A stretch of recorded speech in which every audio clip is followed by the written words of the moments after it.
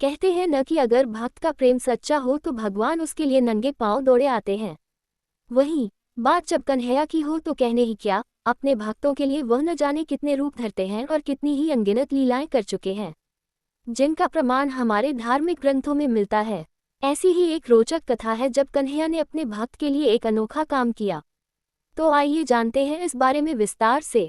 पौराणिक कथा के अनुसार एक बार की बात है, किसी नगर में एक राजा ने एक मंदिर बनवाया जिसमें श्री कृष्ण की एक मूर्ति भी रखवाई, लेकिन उसकी कभी पूजा नहीं की।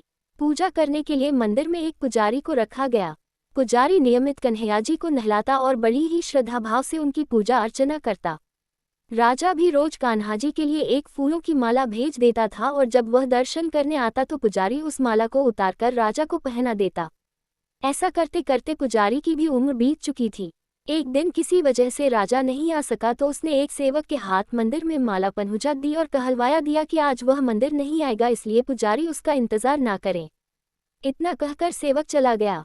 पुजारी ने हमेशा की तरह कन्हैया जी को माला पहना दी, लेकिन जब शाम हुई तो पुजारी यह सोचने लगा, माला उतारकर किसे पहनाई जाए।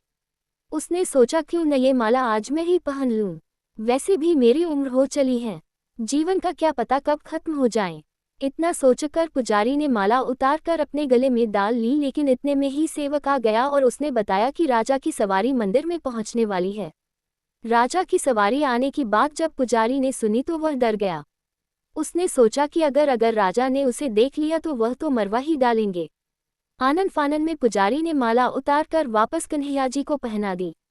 जैसे ही राजा अंदर आया तो हमेशा की ही तरह पुजारी ने माला कान्हा जी के गले से उतारकर राजा को पहना दी, लेकिन माला पर लगा सफेद बाल देखकर राजा समझ गए कि पुजारी ने यह माला स्वयं ही पहनी थी। बस फिर क्या था, राजा क्रोधित हो उठे और उन्होंने गुस्से में पुजारी से पूछा कि माला पर सफेद बाल कहाँ से आया। तब राजा की बात सुनकर पुजारी डर गया और बोल पड़ा, ये तो कन्हैया जी का है। अब तो राजा और भी क्रोधित हो गए, क्योंकि कान्हा तो भगवान है और उनके बाल सफेद कैसे हो सकते हैं।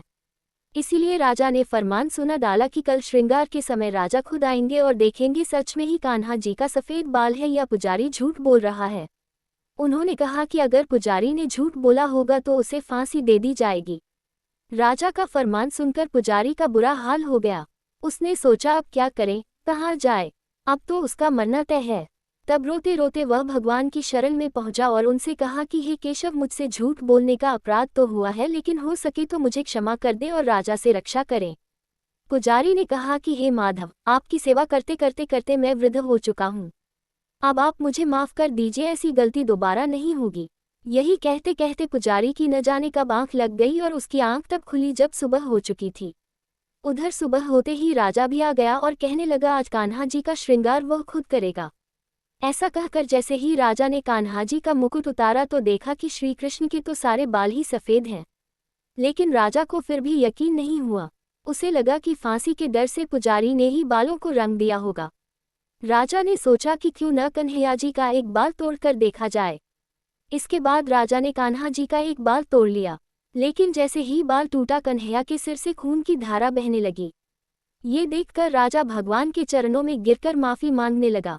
तभी श्री कृष्ण की मूर्ति से आवाज आई, हे राजन, तुमने मुझे केवल मूर्ति मात्र ही समझा, इसलिए आज से मैं तुम्हारे लिए केवल मूर्ति मात्र ही रहूंगा। लेकिन पुजारी ने सच्चे मन और पूरी श्रद्धा से मेरी भक्ति की है, इसलिए उसकी अनन्य भक्ति को देखकर मुझे अपने बाल सफेद करने पड़े। कन्हैया जी ने कहा कि भक्ति में कभी भी संशय नहीं होना चाहिए और सच्चे भक्त की लाज तो मैं कभी जाने ही नहीं देता। अगर आपको हमारी वीडियो पसंद आई तो चैनल को लाइक करें, सब्सक्राइब करें और ज़्यादा से ज़्यादा शेयर करें और कमेंट में जय श्री कृष्णा जरूर लिखें।